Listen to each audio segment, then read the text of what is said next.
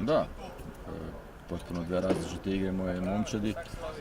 Prvo poluvreme puno smo griješili u trenucima kad se to ne smije protiv ekipe Krškog, platili smo cijenu i na poluvreme, naravno, nismo mogli biti toliko loši drugo poluvreme s obzirom na kvalitetu koju posjedujemo. Bilo je bitno izmijeniti neke sitne stvari i totalno promijeniti pristup, igrati pametnije. Sve to što smo prvo poluvreme radili loše, sve smo to popravili u drugom poluvremenu, zabili 3 gola i potpuno se tužno na kraju pobijedili. Naravno da čestitam svojim dečkima, pokazali su karakter, pokazali su kvalitetu, pokazali su kontrolu i utakmicu koja je bila nezgodna, bitna, pokazali da su spremni za svaki izazov i tako da idemo dalje. Kaj ste im rekli u slačilnici u polčasu, če ni skrivnost? Pa nema tu, nisam galamio jer su i oni sami bili svjesni da to nije bilo dobro.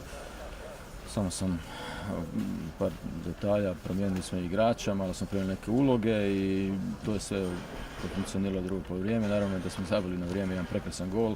Ko zna šta bi bilo, kako bi bilo da nismo na vrijeme zabili gola, to je opet kvaliteta Rikija koji ima fenomenalnu lijevu nogu. I od tog trenutka smo, mislim, zagospodarili terenom i naša pobjeda nije došla u pitanje. Preobrat je zagotovo tudi vaše delo. Dejali ste v polčasu, ste naredili menjavo, Vomberger v napad, Isa na levo stran, Kapun v sredino. To je funkcioniralo odlično u drugom polčasu. Da, to su te izmjene koje su donijele dosta toga pozitivnog.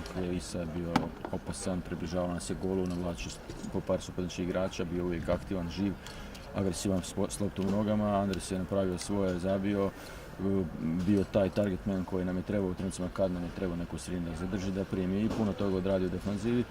A kvalitete Kapuna, mislim, se znaju, to je dečko koji je sposoban odigrati na više pozicija i donio mirnoću u sredini, protok lopte, kvalitetan pas i stabilnost u trenucima kad smo trebali braniti nekakvu polu kontru. Igor, hvala lepo, čestitke še enkrat. Hvala.